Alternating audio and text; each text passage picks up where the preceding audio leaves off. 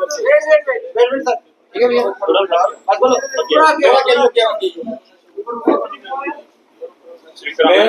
मैं रवि कुमार ग्रेटर कैलाश नगर से। मेरी जो पहले कॉन्फ्रेंस हुई थी दिलावर सिंह उर्फ मक्खन जी के साथ, मैंने जो भी कहा था वो जो मेरा मैटर था वो आज पूरा सॉल्व हो गया। इस उसके मुताबिक मैंने मीडिया के साथ एक कॉन्फ्रेंस रखी है। जितना भी मेरा कोई भी हिसाब किताब जितना भी मैंने मीडियम के माध्यम से बोला था मीडिया में आके, वो सारा क्लियर हो गया। अब मेरा कोई मैटर नहीं है उसका। सारे हमारे जो बड़े भाई थे उन्होंने सबने बैठकर मसला सारा सॉल्व कर दिया है।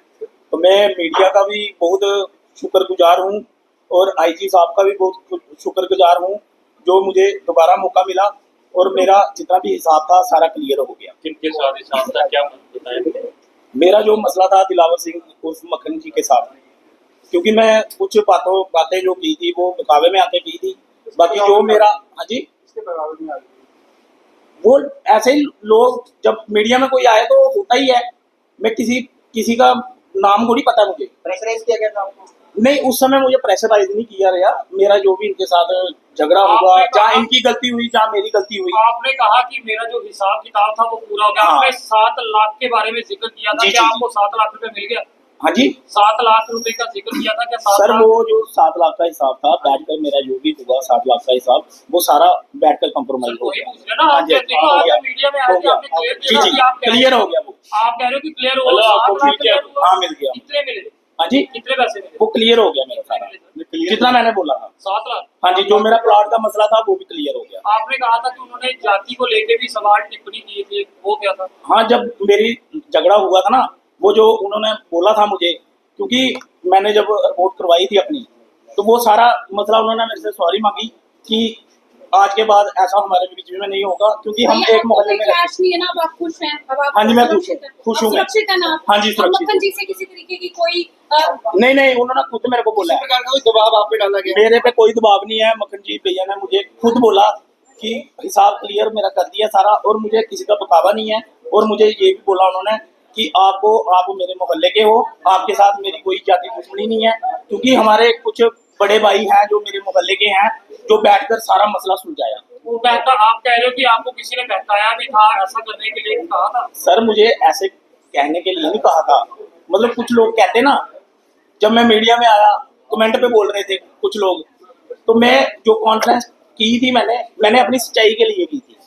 मैंने किसी के बकावे में नहीं आके की थी। बाकी मक्खन भैया ने मेरे साथ पूरा कंप्रोमाइज कर लिया है।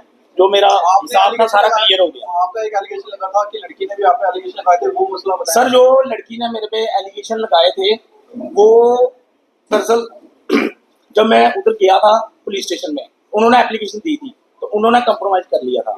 आपने कोई छेड़छाड़ की? नहीं सर, मैंने कोई छेड़छाड़ सर, आपने कैसे बोला था कैश में मिला या आपके बैंक अकाउंट में है, कैसे है?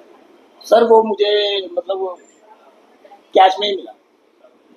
मगर आपने उस टाइम पे बोला था कि मेरा मसला हल नहीं हुआ है, अभी मैं लड़की के पूरा वो करूंगा, ये करूंगा, और उसके बाद आप क्लियरेंस दे रहे हैं कि क्लियर हो गया। क्या कैसे क्लियर होगा? आपके पास तो प्रूफ है ना, उस टाइम पे आप प्रूफ लेके आए थे।